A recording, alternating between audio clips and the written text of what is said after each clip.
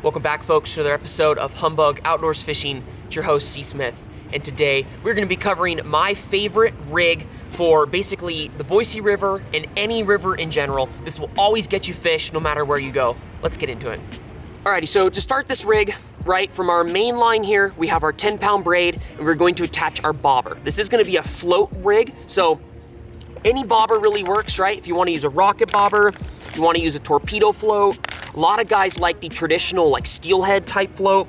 You know, you can go with the big light up. It really doesn't matter, it's all preference. However, I really like these guys. They're little twistable ones, the little, you know, like the bubble floats, this thing is the brand.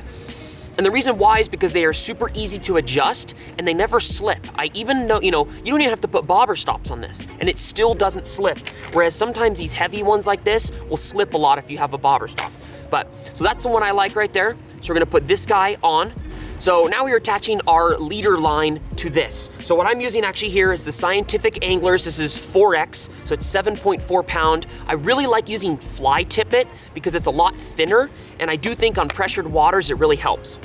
So we are attaching those two. However, we are not tying an Albright knot like you usually would. I am using a very, very small barrel swivel. So this right here is a VMC rolling swivel. It's a size 7, so it's super, super tiny. I don't like really, really large swivels because it honestly just gets in the way and it'll tangle up your line. But these guys here are so small that it doesn't tangle or mess anything up. So what I do now is I'm actually going to tie a clinch knot from the braid to the swivel, and then I'm also going to tie a clinch knot to the 4X to the swivel. So that way basically it goes braid, swivel, and your leader line. All right, so I do have a few reasons for using a swivel there instead of tying the Albright knot. One reason why is it helps with line twist. So if you're reeling up, because in this rig, right, we have a worm. So if a worm is twirling on the way back in, you know, as you're reeling it in, it's gonna cause a lot of twist in your line. And that barrel swivel is gonna do a lot to help protect your line and not give it a lot of that twist. Another thing is when the fish is fighting, right? You know, when that fish is fighting, you have a little something here to kind of help your line, you know, give, and when the fish is like twisting or rolling, you have something to kind of protect it a little. The third reason is because I put the split shots on the braided line right behind the barrel swivel. That way when I'm casting, my split shots aren't moving around because they're being held by the swivel, so they're not going anywhere. So that'll be one of the next steps here. All right, next we're gonna be adding the hook. These here are Gamakatsu size 6s. I only took them out of the bag because this bag fits better in my box. But we're gonna just take one of those guys right here. Whether it's barbed or barbless is up to you. I think when you're fishing worms, you should almost always have barbless because those fish are going to gut hook the worm sometimes if you're not paying attention, and it's really, really nice to just be able to slide it out. It's a lot safer for the fish. All right, so we're just gonna do a little clinch knot here. Wet the knot a little bit. Boom. Cut off your tag end, and you're almost done.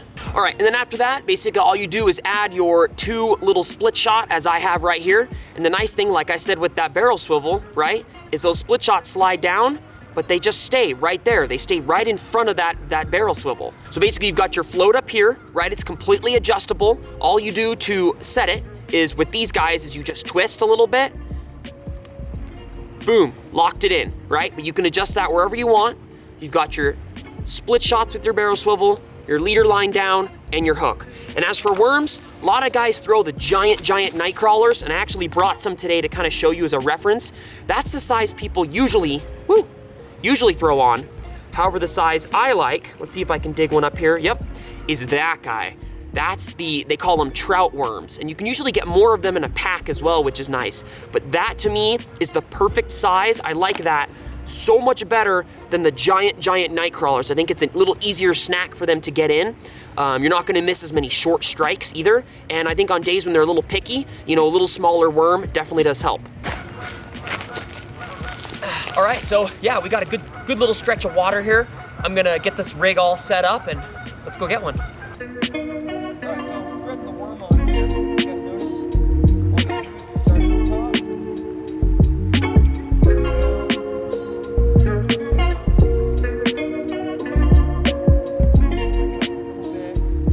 All right, so threading the worm on here. If you guys notice, all you do is you start at the top, you go down, down,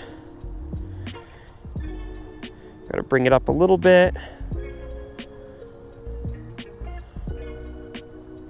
Come on now, this can be a tricky part. They are very squirrely little things. There we go. Worms through, and that right there will get the job done. As you guys noticed too, I did up my leader. I went about 7 feet from the float to the worm, so that should be good. Oh, oh, on. Good fish, good fish. Oh my gosh, yes.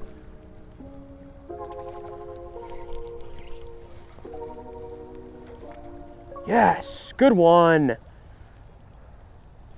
On that worm rig, baby. On that worm rig. There he is right there. Gorgeous, gorgeous rainbow. I'm gonna grab the net here real quick. Yeah, let's go. That is a pretty and feisty wild rainbow. Sick. Alrighty guys, give you a look at him here. Absolutely gorgeous, gorgeous wild rainbow there. If you notice, because I set the hook so fast, right as he hit the bobber, if I hadn't have, he would swallow the worm. But because I didn't, it comes right out, right in the corner of the jaw. So, yep, there he is, guys. One more look for you. Absolutely gorgeous, gorgeous rainbow there. And guys, with this rig, like I've had 30, 40 fish days of fish like this the whole time. I mean, it's insane. So if you guys want to catch fish, use that rig and you will catch fish.